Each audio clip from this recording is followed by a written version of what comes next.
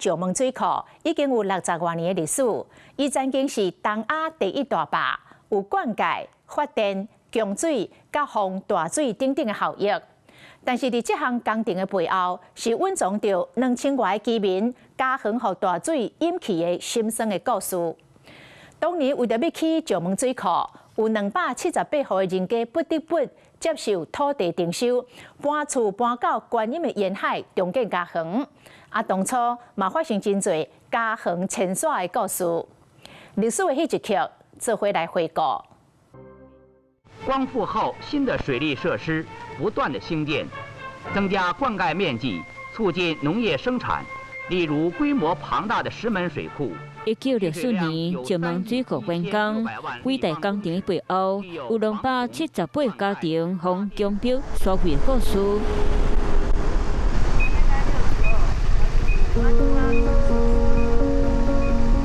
我們就是民國47年搬過來的，你沒有來就沒有了，地也沒有，錢也沒有，勉強一定你要來的時候，那時候沒有來，你要去哪裡？已經70多歲高齡阿嬤遷徙種頭的時，伊敢若10歲。那時候都放在外面啦，臨時你不走，那個水都堵起來了，要拿東西沒辦法拿來呀。來這東西搬來這裡放在外面了，再慢慢蓋房子了，找師傅來幫我們蓋這樣。那時候我們的木材什麼都搬過來，邊住邊蓋邊哭了。到這陣還閣佇咧營養的插門，這是因為是對舊厝的記憶。這個老的，你看，這個都是這個老的門啦，這個那邊拆過來的，你看。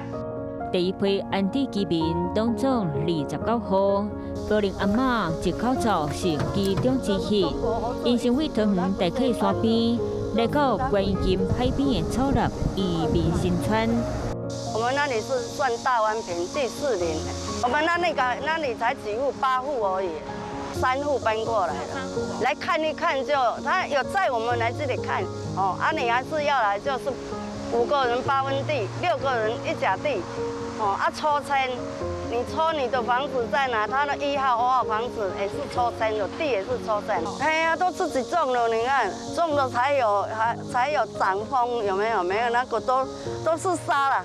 60多年過去下，因對早年的生活記憶已經模糊。即馬圍佇咧莊頭，可以當兩的西人樹拿，全部攏是移民起做家園。這個也是跟我們一起來的，是有蓋這個給他看，你才有那個9000塊。還要蓋到這樣給他看？一定最起碼要蓋這個2間。遷徙補助款無夠，起厝的錢為倒位來，凡事攏愛家己想辦法。哪有公平？9000塊蓋那個房子，生活費都沒有，都靠自己的。全都是這個都是沙，這海邊都是沙。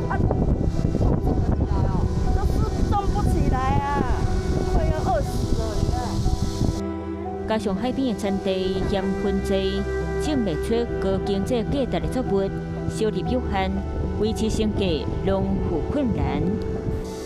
遷徙當時，阿嬤的年歲也閣真細漢，刷磚頭的歷史，阮甘來單位閣到年歲居民描述。搬家那時候，我們是去當兵了，80幾歲了。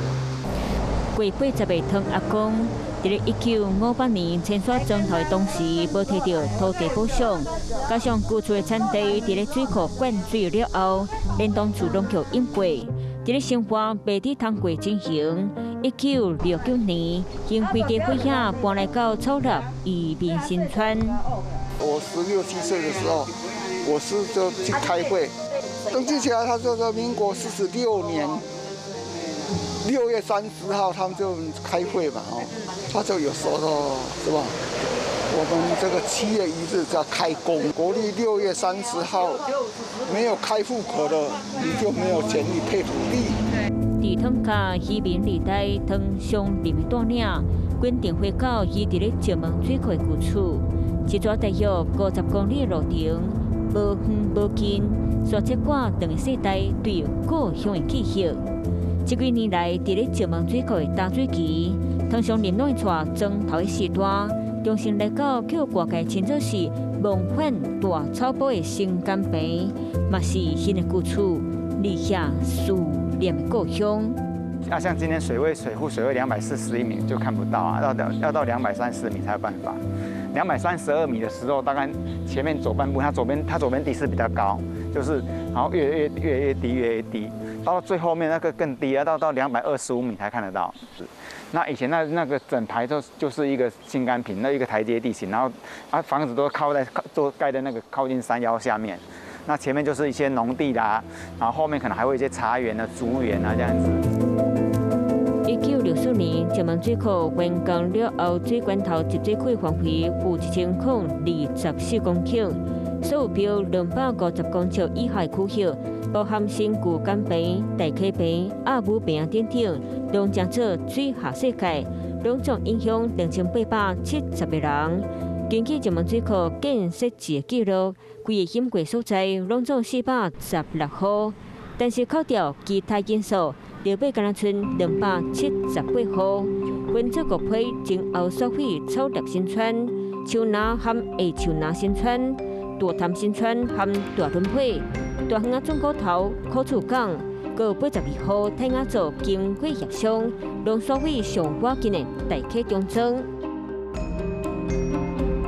有4種不同的那個房屋形態了哈，然後他們所建設出來的村子基本上包括醫療啦、警察單位啊等等的，其實都有配置。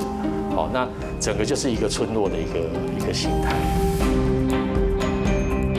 水庫近代開發工程大改變山川地貌，新莊經濟和安全的背後，是來自居民離開故鄉的犧牲。在桃園地區的部分，那因為它是一個所謂台地，農民他們在耕種的時候其實是很缺水的。其實真正的主要的推力，就是在民國43年的時候發生了一個大旱，那他們在就地方的官民就組成了一個石門水庫的一個促進委員會。當時起時，石門水庫將做東亞第1大壩，所在的啟用近1年面對大考驗。1963年9月，將大風台甲落嚟掃來，石門水庫水位正懸，啟動頭一擺下大水。颱風它發生在9月11號，我們說石門水庫的911事件。好，那一次的話，它其實很快的21個小時之內呢，它就已經升了快30公尺，逼近到壩頂。當時水上來的時候，它就只能把門打開，因為它的水是持續在往上升的。土石壩就是不能讓它溢頂，只要溢頂，這個土石壩可能就會毀掉。石門水庫凍過幫換規矩，說以外和水管尾中正新村做大水，這居民才當安大好勢，就愛第2擺刷到大潭新村，就親像佇咧石門水庫起好了後。移民就拍開世代流浪的運命。為了要起這個石門水庫，真濟人袂輸變做城市難民，踏就遷徙之路。有人被迫為山頂搬到偏遠的海邊啊，甚至有人搬到新的莊頭了後，一再受到風颱的侵襲，甲工廠的污染。都是因為這種種的因素，所以人口量一年流失。如今這陣移民的後代，除了透過考述歷史、甲文化地景再造，保留迄段記憶之外，嘛希望會當佇行動當中為家鄉爭取一線生機。歷史的迄一刻，繼續來看。那個還在開發啊，那個田都在西邊呢。我記得老人家的一個石頭，一個搬的，我做那個田埂啊。還沒種到稻子，颱風就來了，就沒有了。我記得我爸爸把我拉把小朋友嘛，啊，還要過一個小河，有沒有？我把我拉背着的，我往上爬。那他們躲在那邊下去看的時候，看到說哇，家裡幾乎都進到一半的，就是石頭摻雜泥沙。經歷了這麼多次以後，就很像政府又安排說，怎麼是會安排去選到觀音。蘇秀官和表兄王正德是台演卡拉社的後代，因為石門水庫起造甲風災的影響，因印象中做囡仔時，總是佇咧舊厝復興鄉甲大潭新村搬來耍去。那邊沒有辦法生活啊，什麼都沒有辦法種植啊，我讀書就這樣啊，1年級、2年級、3年級、4年級，到最後在這邊畢業啊。屬於大潭電廠甲中油天然氣三接地土地設鐵門來阻擋。這是蘇秀娟做囡仔時的厝。大潭新村的路口，10多年來，故鄉早就改變伊原本的模樣。搬山的命運也未結束。1970年代，桃園濱海開發工業區。由於這家化工廠過去曾排放含高量鉻廢水，嚴重污染了附近的農田和附近的居民，造成稻米成為鉻米，居民罹患痛病。我記得有一次高銀爆炸，它鍋爐爆炸嘛，鍋爐爆炸的時候，我們的部落裡面的那個窗戶啊都被震破呢。當時這間卡拉社的後代雖然發起抗議，不過淨土卻不好的復原。那時候是還沒有鉻污染的時候，我們大家都在那邊洗衣服。後來鉻污染之後，那個水就髒了。對，真的要找一些自己的記憶，找不到了。1990年前後，居民三界搬到大溪濱田附近，個人定金真惡，擱在小吹。了後為着設立工廠甲大潭電廠，原因沿海大批移民新村的土地，擱在紅丁收。故鄉的模樣一日改變，無法度擱再轉去過去的故鄉。隔一個水池仔的細條路邊仔，規排鐵厝，藏佇咧大溪這個小型社區的邊仔角。這是部分卡拉社居民租地搭起來聚會所，嘛是因所講的下部落。那這是我們現在唯一可以來聊天的地方。如果是說故鄉的話，我當然是大潭新村了，因為我的所有的記憶都在那邊的。雖然苦，可是大家都會互相幫忙。那我們那種感覺是現在感覺不到了。移民新村的人口當年減少，不過原來有居民望把這片將有歷史意義的人文地景留落來。不管你去哪個移民新村，你都會經過這個城門、這個牌樓。1962年設立石門水庫移民新村彩樓，是時代的象徵。那當年官方配草立衛生室，居民嘛積極爭取徵收，將做未來活化的空間。不是我綁的，總不能是每次都去看樹林國的復興宮而已。連接草大衛生室弄好之後，以後有一個亮點，那包括整個草大沙丘，就整個一條龍式的方式，我就有一個很明確的那個景觀地帶。對這陣移民新村第二代來講，因保留頂一沿辛苦打拼的生活基地，嘛希望會當傳承先民辛苦開墾的歷史。每一個人對自己出生的地方，當然會有感情。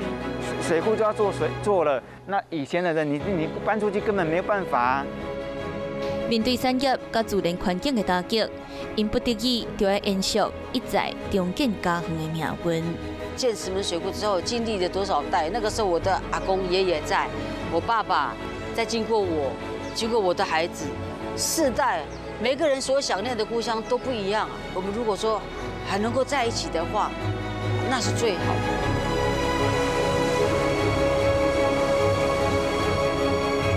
數十年的光景過去，石門水庫原來是土德地區農工業重要的資源。居民經過幾啊屆搬徙，厝到底佇叨位？擱再創造產業一個機會，移民的後代原來唔放棄，個人打拼，重建記憶中的故鄉。